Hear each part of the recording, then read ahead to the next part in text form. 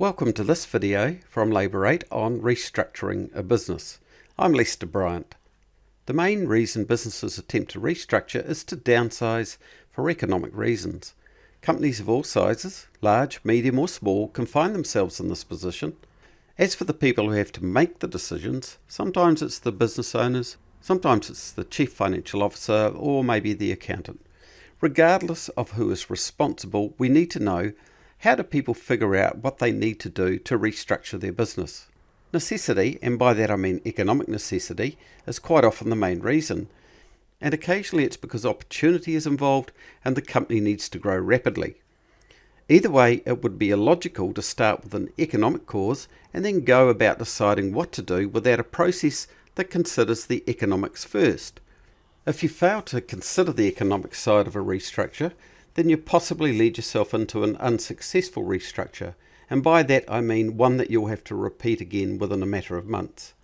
That's what this video is about. I want to explain to you the measure twice, cut once process that is most likely to succeed.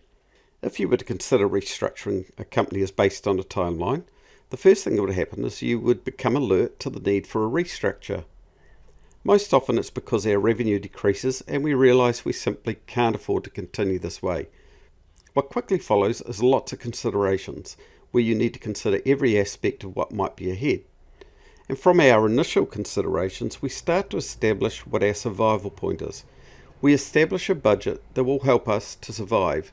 Let's say we were operating on $400,000 a month. Now we find we can only operate on $300,000 a month.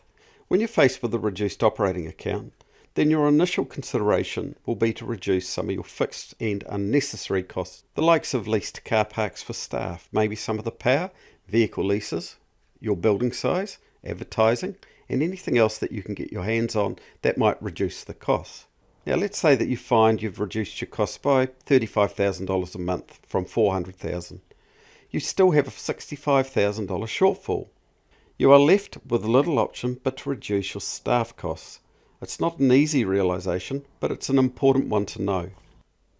Everyone hates this point.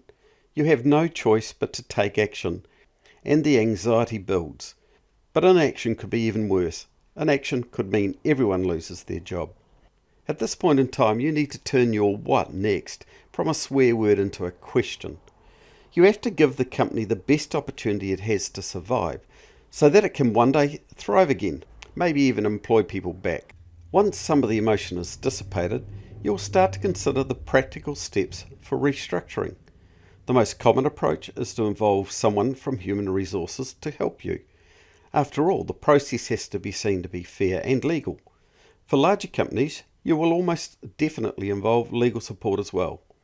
A thing every employer must fear is personal grievance cases after the restructure has finished. I can tell you that almost 100% of personal grievance cases involve historic payroll calculations. Maybe I'll touch on that later. As I said, going to human resources and legal is the normal practice, but I want to help you understand that there is another, equally important step before this. Human resources and legal have no idea on the financial projections and the financial implications of the decisions that you're about to make. The decisions that you make need to be costed forward. Can the company make money again? Can the company afford its decisions? This is not the arena of HR and legal. This is an exercise in cost projections and an exercise in financial modelling. And this is vital to know because the company's survival is dependent on it. For HR and legal, the completed restructure is the end of the task at hand. For you, it is the beginning of a new financial phase in your business. If you get this first attempt wrong, then you'll be calling HR and legal back again.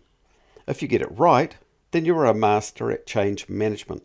So that you do your company restructure from an economic standpoint, I want to suggest you inject another step. That step is to do a business case analysis using Labour8 to help you project the outcomes. There are a number of reasons for this. Firstly, before you decide who you should let go, you should figure out who is making you the most money. There is a cost of early terminations and there is an opportunity cost of choosing the wrong people to let go. That is the potential revenue that you could lose by seeing the wrong people leave your firm. To do this, you can look at some comparative reports from Labour8 on productivity. Imagine the difference if you let the high revenue generators in your firm go first. So this is one very clear example of why you have to consider a restructure from an economic point of view.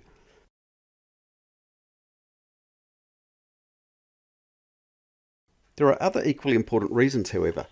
You know that this is a sensitive time for your business. You cannot afford to see a drop-off in profit caused by a drop-off in productivity. In the good times when you're not facing a restructure, if a staff member comes to you and gives notice, they generally work out their time and keep on making you money before they leave. When a restructure occurs, staff do all sorts of weird things and productivity drops away significantly. This is a bad time for you to let the productivity drop away. You will need to measure time losses in relation to potential lost revenue. Once again, a labour rate report can help. This lost revenue one, for example, shows how lost revenue is affected because of lost time. Then there is the cost of executing early terminations. There can be two large costs here. One is the cost of terminations. The other, which may be added to this for each person, is the cost of redundancy. The costs of redundancy are usually a lot higher than most people realise. I saw one occurring last year where the average cost of early termination was $28,000 per person. In another example, where a firm was restructuring by laying staff off, the directors were initially advised on early termination costs of $150,000. Notices went out to all of the staff. Then management found out the real cost of early terminations, which came to $600,000. This caused the directors enormous headaches. If you look closely at this labour rate report, you will see a staff-by-staff comparative analysis of likely early termination costs. I put the arrows there to show you Adrian and Barry. Assume that they both do the same role. One will have an early termination cost of $25,000 and the other $6,500.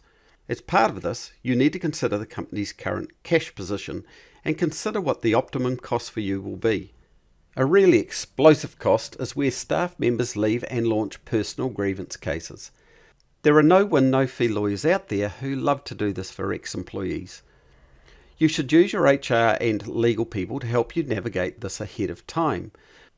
From what I have seen, the personal grievance lawyers will request and analyse historic pay records first to try and expose pay issues as a first line of attack. For this reason, I strongly recommend that you engage the best payroll professionals you can to advise you. Once again, experience tells me that external payroll bureaus do this job the best. Now that you have completed a comparative analysis of early termination costs and managed to retain the best revenue moving forward, you will want to create projections of what the future of the business will be like. These are done by creating financial models. They are projections of your business moving forward, and they show the goals that you want to achieve in the long term that you'll manage your business to. If you're interested in knowing about this, I recommend that you go onto our homepage at www.labour8.com. If you go to the video section, you will find a video there called Restructuring for Economic Reasons. This will show you a more in-depth approach. It will help you to grasp the various calculations required for an economic restructure in a more in-depth way. You will also see why Labour Aid is so important. No other tool can complete all of the necessary steps as comprehensively as Labour Aid. It also helps you to keep ahead of events in the following months. I trust you enjoyed this video. Please place a like for us or some nice comments, and make sure you tell others about us. What we do is unique, and every businessman should explore our offerings. Thanks again. I'm Lester Bryant. I'm from Labour 8.